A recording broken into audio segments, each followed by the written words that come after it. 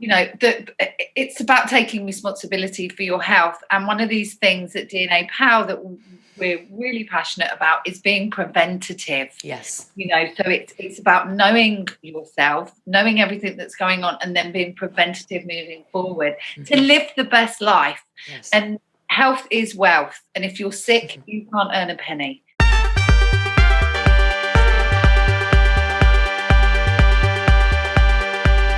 We are live from Ibiza for another edition, the first edition of 2021 of Cafe DM with my special guests, the founders of DNApal.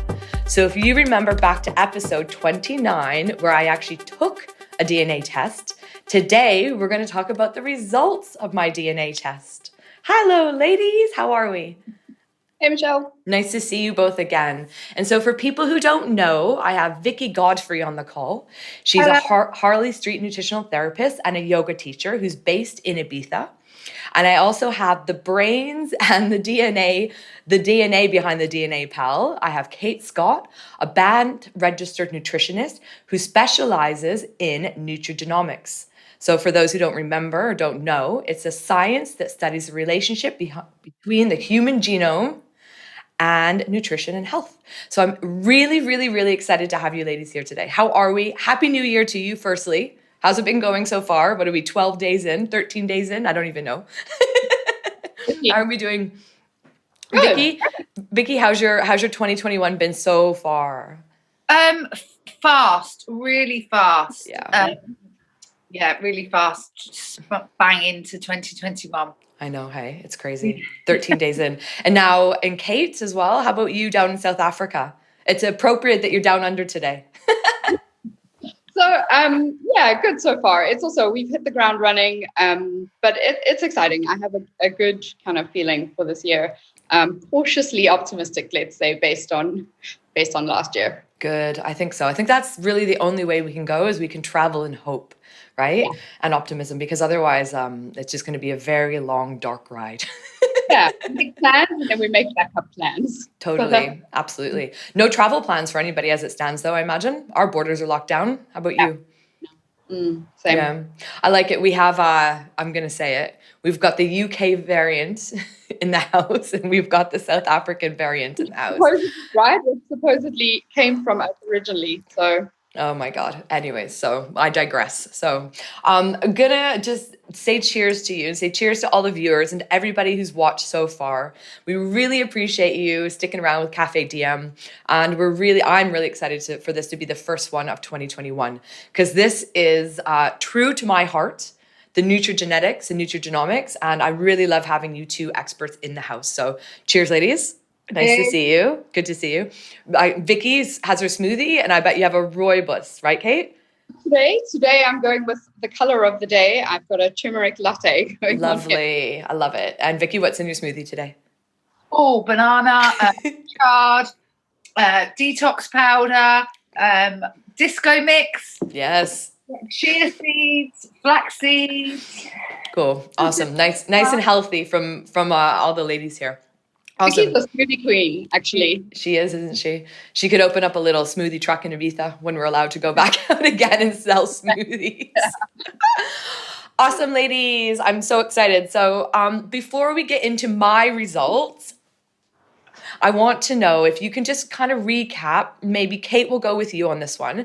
Can you just give us a little, again, layman's terms of what DNA testing is and what people can expect when they do a DNA test with you? Yeah, totally. So for anybody who didn't watch the previous episode, watch Michelle doing her swab. Essentially, we take a little cheek swab that goes to an independent lab for processing. And what we look at are certain variants in the DNA that have an influence on health and that can also be impacted by your diet and lifestyle. The genome is absolutely huge. We test for over 700,000 different data points or different SNPs, what they're called, single nucleotide polymorphisms. But we only look at a certain number of those that have been well researched. That mechanism is quite well understood. And so this is obviously our favorite part of the process, is being able to really dig down and go through and make it relatable to the individual. So I think it's a little bit of an unknown when people do the swab.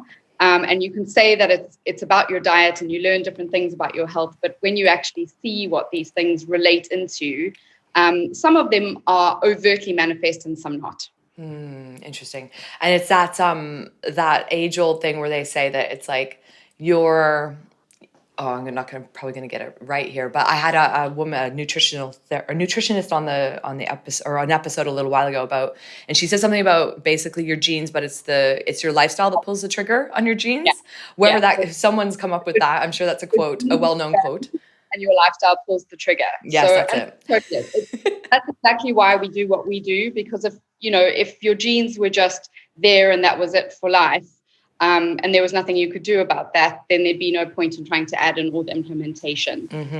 So essentially, I like to describe it a little bit like your own unique recipe book. And then those SNPs are just the differences in the ingredients, like the amounts and what might change. So yeah, let's dig into it. We're going to look at your general health report, which covers what we call the 8 pillars of health. Okay. We're going to dive into looking at nutrients. Awesome. I'm excited about this one. This is just like so much. I'm like, yeah, so worth it. So thank you ladies for doing this with me. I'm excited. Let's go. Nutrients. Tell me. Down, we look at micronutrients, which are things like vitamins and minerals, and your macronutrients, so protein, carbs, fats, and just the need based on your genes for both. You might have increased need or need to kind of have lower amounts of certain things. Okay. So the first gene that falls under our nutrients kind of chapter is MTHFR. So MTHFR actually is one of the most well-researched kind of famous genes, if you can say. There is a lot out there about it. The simple explanation is that it kind of informs your need for vitamin B9 or folate. So the name folate comes from green leafy veg, and that's to keep it as simple as possible. Essentially, it's about whether you have a normal need for folate or an increased need for folate coming from the diet. Okay, interesting. Particularly important for females who are pregnant and breastfeeding. So often a lot of pregnant multis include folate or folic acid. So this gene is actually pretty important to look at when deciding on those kind of multivitamins, because if you have the SNP on this gene, that means that it has reduced function, which means you aren't able to take that folate from the diet or from supplements and convert it into the active form that the body needs, which is methylfolate. Okay. Then you actually should try to avoid folic acid because that's a synthetic form and can reduce even further your ability to take the real folate and make it actionable in the body. Okay. So people who have low function here really should have higher amounts of folate within the guidelines, but should make sure that their diet is really rich in folate. Okay. And what this goes on to impact something called methylation, which is a biochemical kind of cycle in the body, but it has an impact on a lot of things, including the health of your DNA. So it impacts genes turning on and off, so gene expression.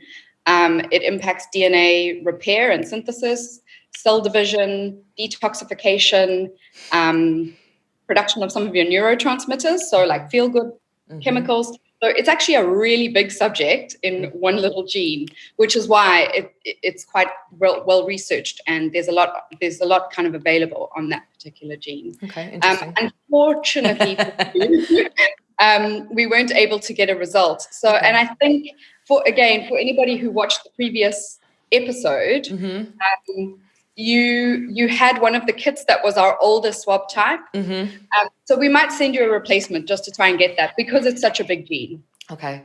Yeah. Which actually leads me to a question. I would be so interested, and you probably already know the answer to this, that if I did the exact same thing again, if this would be the exact same. It's so hard to believe because you're so used to getting like bloods and all these things that everything's always fluctuating, whereas your genes and your SNPs are your SNPs, right? Like they don't change, do they?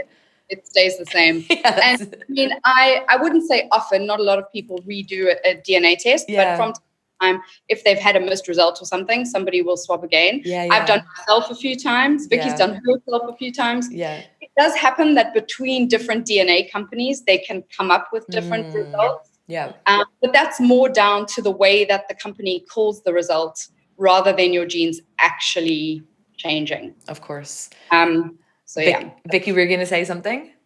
No. I thought you were going to say that. Okay, cool. Well, okay. We could go down a slightly esoteric rabbit hole, but I feel we don't have time for that on this live. But we have been looking into doing like meditation experiments and things, whether it's possible. So the science to date kind of states that your genes are your genes and they don't change. But as we all know, science doesn't know everything either. And genes have only really been researched for the last 10, 20 years. So, that can evolve. But for now, they don't change. Yeah, really interesting. I'd be interested to do, if you need any people to do your meditation study. Yeah, we would. Okay, cool. Okay. Next, moving on. The next one is to do, again, with the B vitamin. So this time it's vitamin B12. Okay. B12 largely comes from animal products. So people who are vegan and vegetarian often need to supplement with B12 because automatically their blood levels tend to be low. Also, having correct levels of certain vitamins depends, number one, on eating foods that are rich in those. And number two, having a robust digestive system where you aren't having issues. So you're able to break things down and absorb those nutrients. Okay. Then when it comes to B12 specifically, you also need to do something called intrinsic factor, which is what helps B12 kind of go on to do all the jobs it's required to do. B12 is pretty instrumental in energy. So, if you start to feel lethargic, it can be quite linked to iron, and can sometimes a low B12 can mask as iron sort of anemia, so iron deficiency. You flag up here as being susceptible to low B12 levels. Now, this is a genetic susceptibility. This doesn't say that your levels are currently low, right? Understood. It's always important to see that your genes are kind of the base levels of how you would expect your body to act, but you would still need to see what you are, like what's happening within your body today by doing other types of functional testing. So a blood test would pick up whether your B12 levels are low, and it can be impacted by all the things that I've just described. So the reason here that you are susceptible to low B12 is because this gene FUT2 is actually an immunity gene that makes you more susceptible to certain types of gastrointestinal infections, which would impact your ability to produce the intrinsic factor and absorb B12 properly. Interesting. And as I already said, people who are vegan and vegetarian, regardless, even if they were green on this gene, would have susceptibility to B12. Totally. To low B12, yeah. And that's quite fascinating, because when I was living in London, I was vegetarian pretty much the whole time I was in London for about 10 years, off and on, mostly on. And what turned me off of vegetarianism, besides obviously the ethics side of it, was the fact that I went to get my bloods done and I was very, very low in B12. I wasn't supplementing, which was my mistake, but and I had to get the injections, and I was like, oh, I don't want to have to do this. So that's quite interesting. So even possibly if I was supplementing, do you think I could it might be low still because of the intrinsic factor?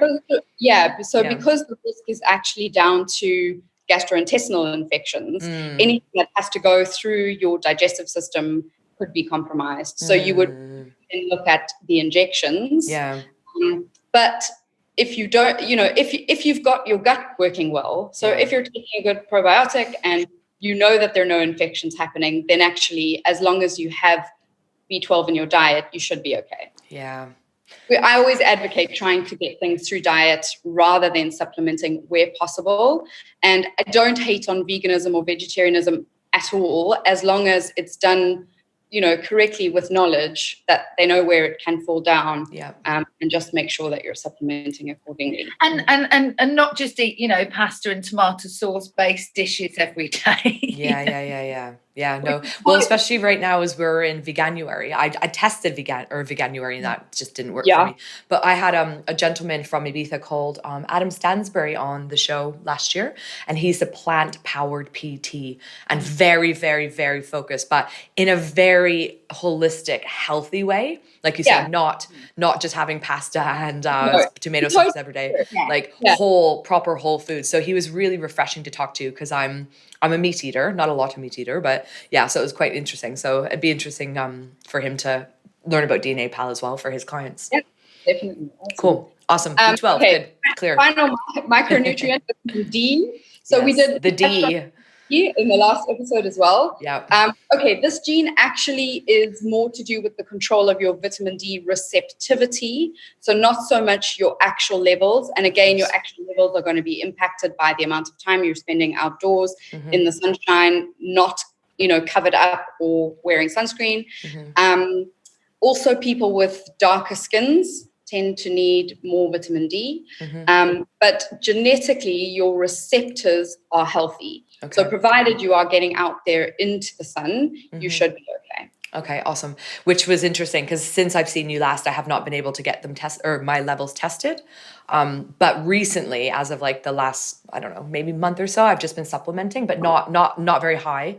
But I also, now I'm trying to get my partner because I want to make sure because it's still a little bit crazy out there. So I started taking a D2 and D3 and K2 again recently. So, and it's a huge one for making sure that your immune system is doing what it needs to do, is healthy and robust. Yeah. And Vicky's been sending our immunity group a lot of fantastic stuff about the, vitamin D3. So, I think it's finally starting to be properly researched. Yeah. What are you going to say, Vicky? No, I was just going to say, from a Kate just said the same. From a COVID perspective, the research is really coming through. And really nice study yesterday just on the vitamin C as well, from a COVID perspective. Yeah. How powerful it is. We need to keep talking about it, don't we? We need to keep educating people on that for sure. Okay, awesome. So I'm glad to hear that. So I think, you know what it was? I think my levels were low because I was not allowing myself to go into the sun and get my whole body sun exposed. Yeah. Okay, which I've made amends. And actually yesterday, Ibiza was like, I think I definitely got some color from being outside yesterday. Don't want it on my face so much. But it's a little bit cold to be out there, although I have been cold dipping every day. I'll say that. So as soon as I'm done talking to you ladies, I'm going to go get in that sea. But anyways.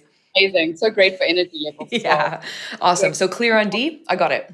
Super, next. Well, that's cool. So the next page is looking more at macros.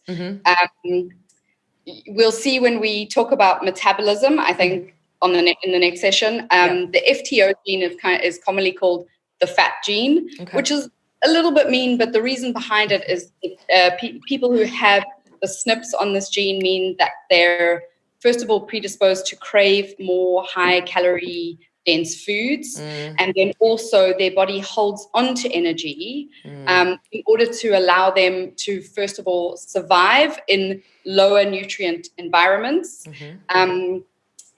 It's kind of storing for the winter, let's call it that. And this is actually a gene that has evolved over time through times of famine and war, where people needed to survive on kind of a lower calorie diet, with less availability of food.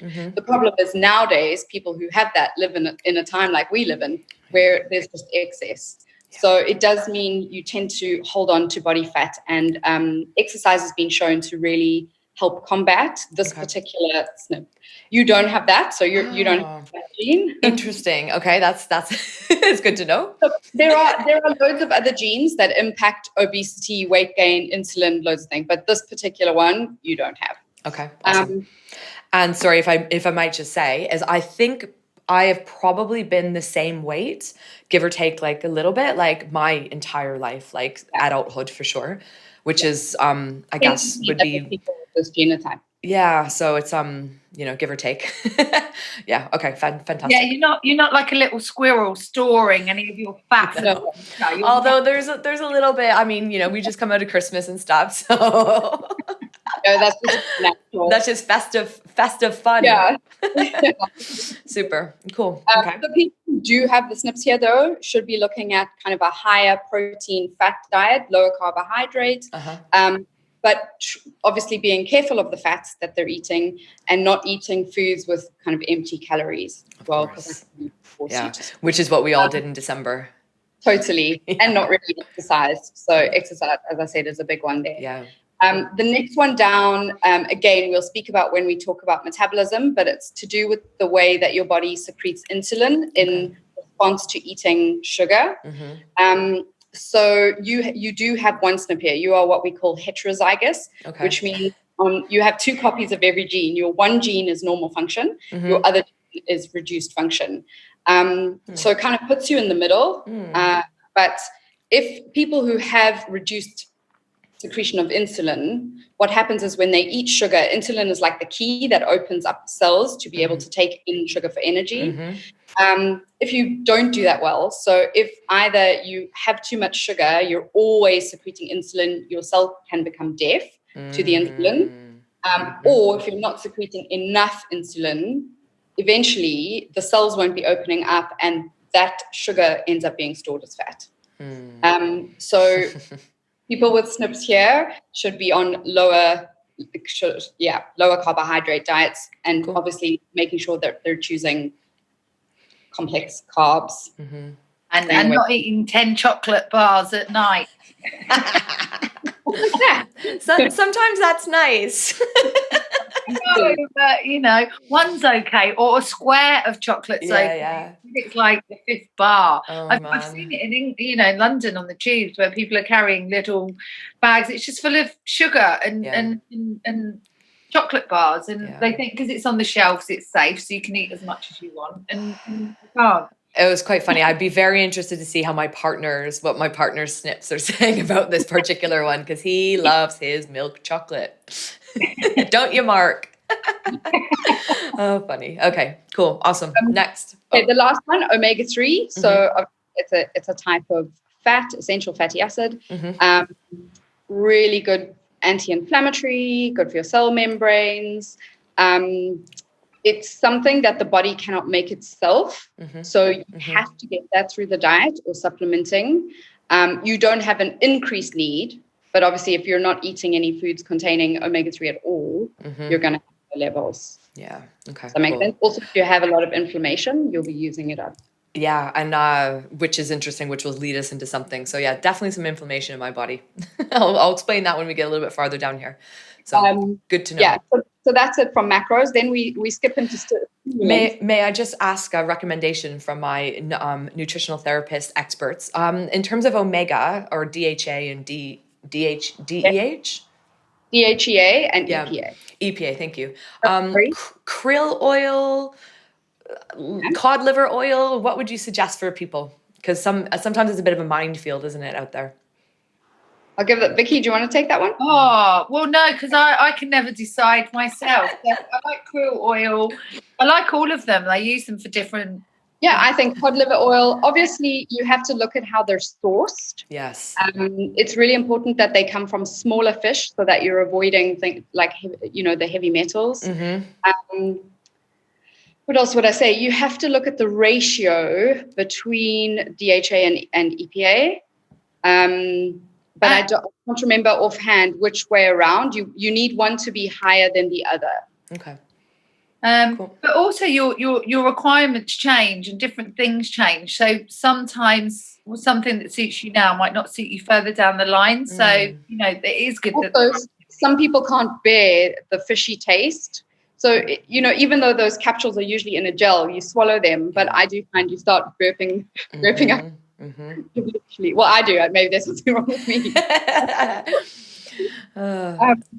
I mean, you can get it in oil format as well, but I think you have to be pretty tolerant to take it. No, see, we have orange sweet ones for my children, and they love them. They are like, Mummy, can I have a fish oil? Only way. Yeah. Can I have a cashew? Can I have a tree? Can I have a gummy bear? The gummy bears are full of nutrients. And yeah, of course you can. Can I have a fish oil, Mummy? Yes, of course you can. And a smoothie to wash it all down.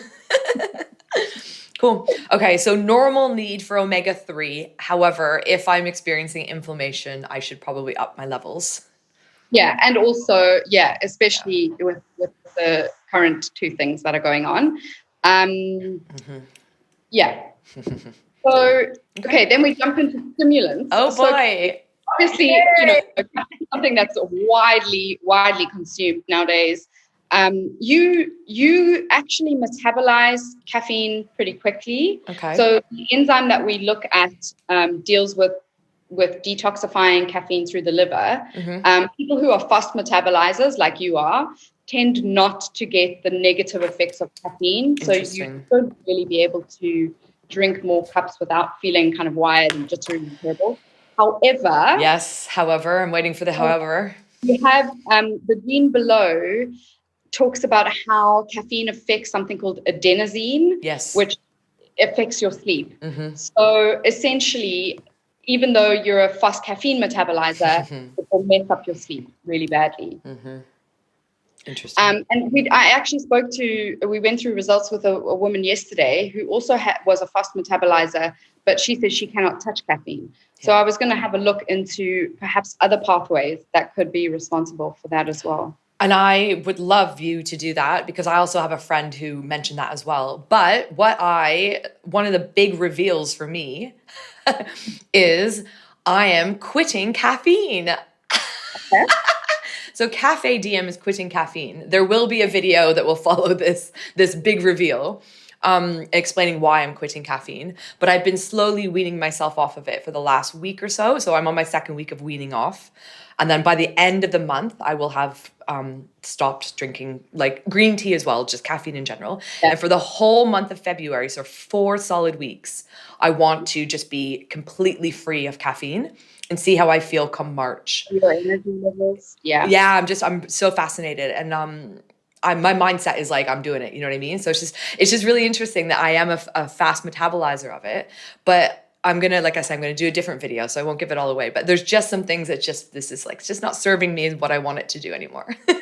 So I'd actually really be interested to watch that. Totally. So my last full caffeinated beverage on Cafe DM for this month and the whole month of February.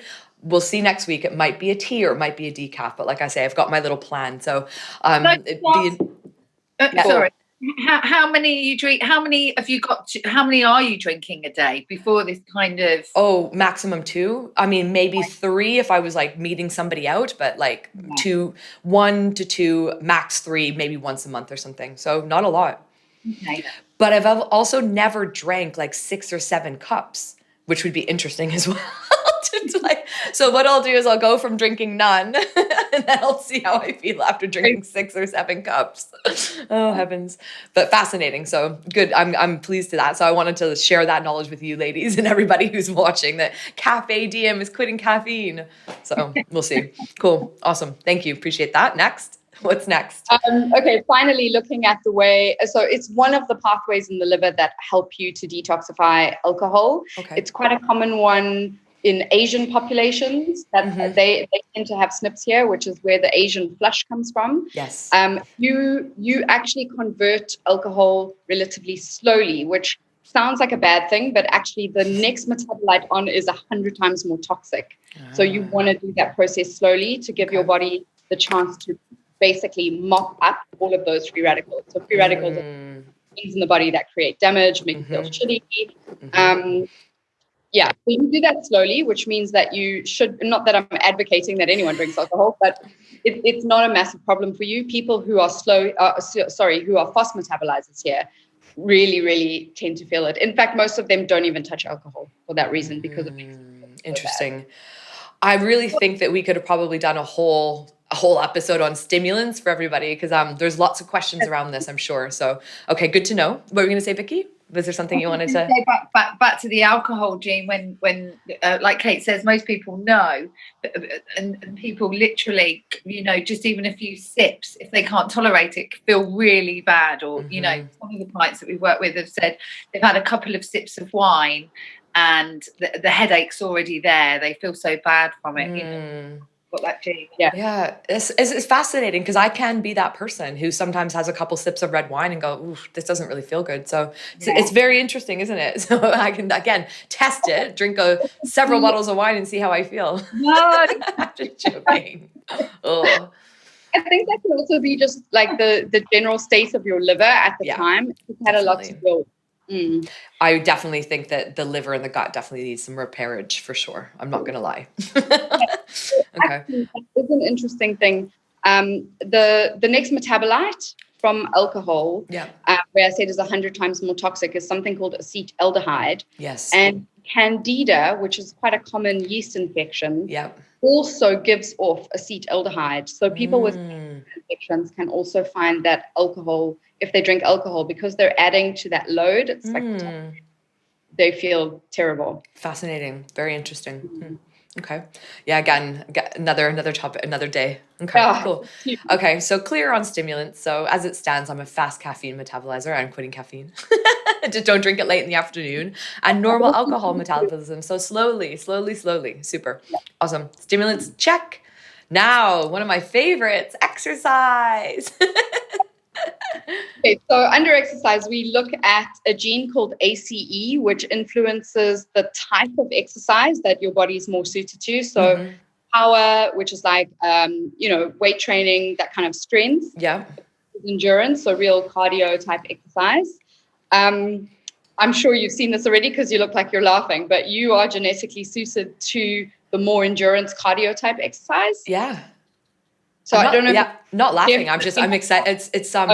It's exciting actually, because I was also interested to know what were the other types that would possibly come through. So you can get a mixed type, which are suited to both, and then people who lose weight and actually gain muscle more just through strength and weight training. Okay. I'm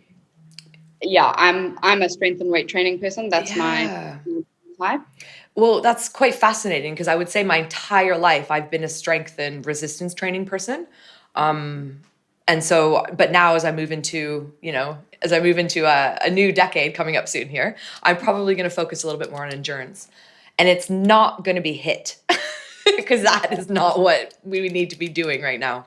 But more like walking, hiking, that sort of thing, like almost a sort of like the non-exercise thermogenesis as well. So I think hiking is amazing because it's good for your mental health. You're getting out there, you're breathing in fresh air. It's almost like organic exercise. You kind of don't even realize you're doing it. I mean, you're going up hills, obviously you do, but it's that's it. And it's the whole connecting to nature. You get so many more benefits because you're connecting to nature as well as the kind of silent meditation when you're peaceful, staring out. It's a grounding to earth. And you know what? Hug a tree if you want to. Oh, and we are so fortunate to be able to hike in Ibiza. And I just wanted to say hello to Toby Clark and to Sheila Faulkner, who were on the show as well last year, who are part of the Walking Ibiza family. Sadly, as we've gone into tier 4 or whatever they're calling it, we're not allowed to hike in groups anymore. Can you believe it? So Toby has had to cancel his around the island walk on Saturday. I was meant to do a 23K walk with Toby for 8 hours on Saturday, but we're gonna have to wait for that. That's a little more than endurance. That's just crazy, right? I think that's amazing. I would love to do that. Oh, well, anytime you're allowed to come back over here, you are more than welcome to come hiking with us for sure. So I also have a milestone birthday coming up in May. Do you? And I'm kind of watching to see what happens with the borders because I'm desperate to come to Europe, actually. Yeah, no, we'd love to have you here. Yeah, I'll definitely make sure that I stop off to come and visit Vicky. So, I mean, we obviously see each other on video every day. Yeah. But we haven't been together in person in almost 2 years or a year. Year and a bit. Well, hopefully 2021 will be the year for you. Cool. Okay. So suited to endurance-based training. Clear. Okay. Next. However, if you go down the next, we look at a gene called COL1A1, which is type 1 collagen, which is found very much in the tendons and ligaments. So having SNPs on this gene makes you more prone to those types of injuries. So like Achilles tendons. And in fact, again, the consult we did yesterday, she had this and she'd had an issue with her Achilles tendons. shoulder dislocation, tennis elbow, ACL stuff. Again, just because you have the predisposition doesn't mean it will 100% happen to you. But it is something to be mindful of, that before you train, you should stretch and warm up. Make sure that you're warm before you do any kind of exercise, because the risk is. And so fascinating, that one. I am, because I've been weight training and resistance training since I was a teenager, but professionally for the last kind of 5 years. I definitely have wear and tear on my ligaments. I thought it was my joints, but I think it's ligaments. And the reason I know this is, or tendon and ligaments, pardon me, is I was at an osteopath late last year, and she says I have the beginning of tendonitis in my shoulder, which is my right shoulder, obviously, like I say, from repetitive strain, I think. And then also I have sprained my left shoulder, which was a similar thing as well. So when this came up, I was like, yeah, that's interesting. So never too late, right? To learn these things about yourself. So really fascinating that you can, like you say, you can change it. You can change the way you train. You can be more protective of your tendons and your ligaments, that sort of thing. So fascinating. I love this. So that's clear. I have this same genotype as you, and my right shoulder dislocates really easily ever since I was. And I find if I'm aware of it and I'm working on strengthening it often, like if I'm doing yoga, so loads of downward dogs and things like that, I don't have an issue with it at all. If I haven't been, then I can feel it actually becomes unstable. Yeah. Fascinating. So it's something you can definitely work on. For sure. And then the final gene that we look at under exercise is your ability to recover after strenuous exercise. The gene we look at here is called GSTM1. It's actually also a detoxification liver enzyme. It is found elsewhere in the body, but predominantly in the liver. So again, earlier when I said you get 2 copies of every gene, you have 1 copy of this gene only, which is actually kind of a best case scenario. Oh, okay. That sounded a bit dire. No, so it's not as scary as it sounds. It's actually very, very common, especially in Caucasians. About 50% of Caucasians have this gene completely absent. So you have 1 copy, but it does mean that you have compromised ability. Your body is amazing. There are loads of backup pathways. Thank you. It's not the only one. But it's really important in terms of helping the body to deal with toxins and free radicals, specifically using the antioxidant glutathione. So a lot of people in fitness training circles know about glutathione. It's basically just a master antioxidant. And what an antioxidant does is it is a stable enough molecule that it can come into contact with a free radical and still remain stable. So it makes the free radical become stable and it itself remains stable.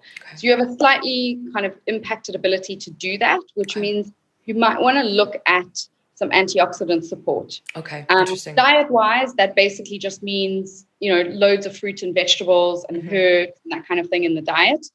They are all naturally rich in antioxidants. You can also choose to supplement that. So Vicky and I talk about it a lot. We both take vitamin C every day. I like it because I think it's relatable. Most people know vitamin C. It's very well tolerated by the body. It's water soluble, so you can't overdose on it. It's relatively inexpensive. It helps boost the immune system. It's great for the skin. It's great for wound healing. I me's just, what can't it do? It also supports the body to make collagen. So, needed. It's just, I really love that. So, I'd look to doing something like 1,000 milligrams of vitamin C every day. Just to make sure that your antioxidant balance is up. And I have been, so since, I would say since last year, because I went to Japan at the beginning of last year, and I was definitely I need to optimize the immune system before you go to Japan. So I've been taking at least 1,000 milligrams a day since then. So that's good to know that that's a really positive thing I've been doing as well. So also very good for like the bone health thing, right? Like in your mouth as well. So obviously needed for me as well right now, going through the healing, but very good for healing, right? So definitely upping the vitamin C every time I have a little next step towards my tooth. Sorry, Vicky? There also is a great product on the market. You know, when you mentioned your bone in your tooth, there is a great product on the market called Bone Renewal. Okay. Cool. I can send you the link. It's Synergy Company. Okay, I'll have a look at that. US product. It's all organic. It's all natural, true food, so your body absorbs it. Some of these synthetic things that we buy, even though we think they're a supplement, they're still synthetic and made in a lab. So the more true a food it is, or the more food state it's closer to in terms of capsule or supplement, the more the body will absorb and say thank you to you. Of course. For that. And this Bone Renewal is an amazing product if you need a bit of support. Cool. Also would love to put a link below for people for liposomal vitamin C, because I know that's very important right now as well. And some of the stuff I've been looking at is full of crap. Like, sugars and things in it. And it's just like, I think actually we researched one recently, and we did find that a lot of them had rubbish in them, but there are some. I've got, because I work in cancer quite a bit. I've got a lovely a great one, ultra deep, but the thing is, it's expensive. Yeah, it is expensive. You can spend £40 a week on it. Yeah. So you know, when you look at a monthly budget, that's quite a lot of money. You know, it's £160 a month on vitamin C. That's a lot, but that's my highest top end that I use in a cancer situation. Yeah, I was going to say there are people that will need that for sure, but so somebody's just kind of like you say preventative. But I've been saying this recently. It's like really expensive to be healthy. I mean, it is like you say eating is close to like the true foods, and it's expensive right now. While we're trying to really make sure that we don't come down with anything nasty. It's expensive. Yeah. Yeah. It's expensive compared to what we're used to. Yeah. A little bit of a cliche to say, but if you think trying to be healthy is expensive, try getting sick. Well, exactly. No, for sure. So, but I mean, that's why there's a lot of people touting the vaccine, right? They think they're going to take this vaccine and then they're going to be healthy. It's just like, no, it doesn't work like that. It's a common, kind of misunderstanding of how it works. Like, if you're unhealthy anyway, it's really not going to help. Yeah, it's not going to change your metabolic health to get the vaccine by any means, is it? Anyhow. If that's you, I'd be nervous to even go down that road. So, okay, super awesome. I got it. Okay. I need to sort out my free radicals. Yeah. Do we have time to jump through sleep? I would love to go through sleep. Yeah, definitely, for sure. If you do, absolutely. Let's do it. Yeah. Okay. So again, we're looking at 3 genes that impact your sleep. The first one is very aptly named the clock gene, and essentially regulates whether people are early bird or more on the night owl side of things. Your genotype indicates that you're more of an early bird person, which means you're kind of wired to wake and feel tired earlier. The color coding here is a little bit subjective because really it's not a bad thing to be a night owl. So the early bird comes with a green color coding, mainly just because I think, in the way that our society operates, it is better to kind of get up, be productive during the day rather than being a night owl. But it also depends on people. People can be shift workers. There are loads of things that can impact that. And your circadian rhythm can be disrupted by outside things, besides just your genotype. So the next gene down that we look at, PER3, is to do with the way that your circadian rhythms are regulated. But ultimately, the kind of the master regulator of everybody's circadian rhythms is being exposed to light in the morning and darkness at night. I mean, ultimately, that's what regulates it. So the best thing that people can do if they are struggling with sleep is to make sure that first thing in the morning, they actually go outside and are exposed to proper light. It doesn't have to be sunlight, but lightness. And then in the evening, make sure that they're creating an environment in their homes that is, that goes along with darkness. And we don't expect people to do, with candles.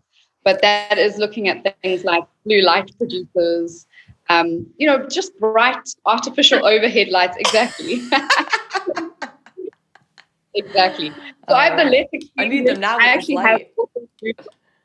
have blue blocking films on my glasses as well. Cool. I think, it's definitely just trying to do everything you can to make sure that is properly regulated. Cool. It's also the onset of darkness is what triggers the body to start producing melatonin. Mm-hmm. So if it's not getting that signal properly, or if that's getting all confused and disrupted, you're not going to be producing enough melatonin to either get you to sleep or sustain you through the night. Mm-hmm, mm-hmm. And could I just add here, of course. Because I find it more common in Spain than I do in England, because you can't get it in England.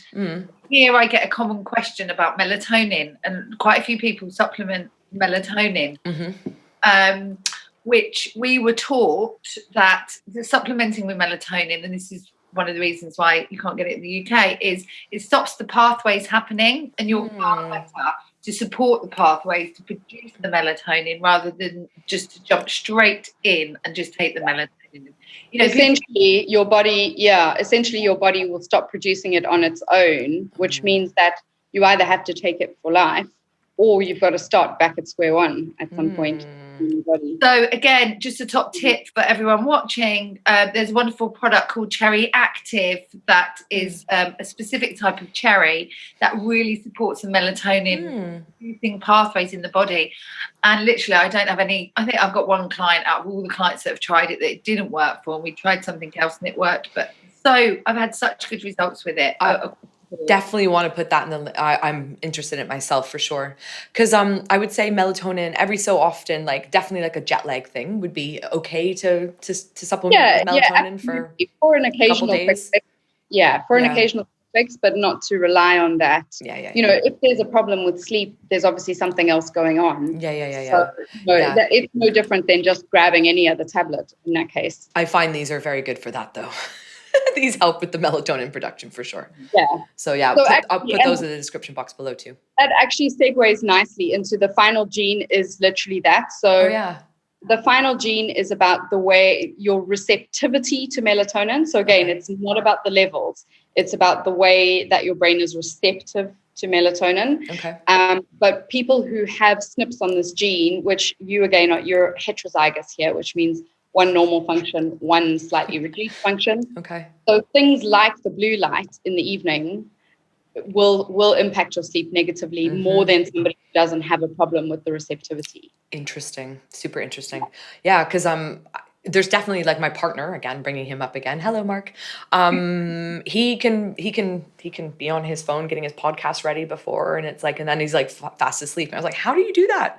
So I think for Valentine's Day, he's going to be getting a DNA test from DNApal. Yeah, cool. Okay, so good to know as well. So I'm glad that I've been sort of supplementing with these for the last couple of years too, because that's fascinating. So I'm doing the right thing. Awesome. Yeah. Great. Do you think that we instinctively, on some level, you kind of know where the areas are that need to be worked on? Yeah. And I mean, like, if you listen to your body, which a lot of us don't, we lead with our ego, with our mind. And it's like, I think definitely since coming to Ibiza, and I'm sure Vicky, you feel the same, and, Kate, with your schooling and stuff, it's like, we're knowledgeable on it, but it's actually doing it sometimes, isn't it? Like we can tell people till we're blue in the face to wear these things, but it's like, taking our own advice sometimes is hard, isn't it? But listening to your body, I think, is definitely a good takeaway from this for sure. I think one of the things that I've noticed is that one of the things when I used to run a class in Canary Wharf, it grew from 20 to like 47, all these people. There was quite a big fat yoga teacher, but what I really did in that time was really told them that, this world is crazy. You've got to stop looking at the external world, because it is all iPhone, iPad, WhatsApp, Telegram, Signal. I mean, some days Kate and I feel sick with the amount of messages we can't keep up on, and so many different platforms. Have you seen that message? No, what platform was it on? Oh my God, And I think what COVID with all these lockdowns, and this is what I would love everyone to take advantage of, go inside, go listening, go being aware of your body. Use this time when the external world of running from meeting to meeting to meeting to pub to cinemas, whatever your lifestyle was, and use this time really positively to go in and listen, and like you say, connect, and just take that time now, really, for everyone, I think. Yeah, no, it's a great takeaway, Vicky, for sure. Yeah.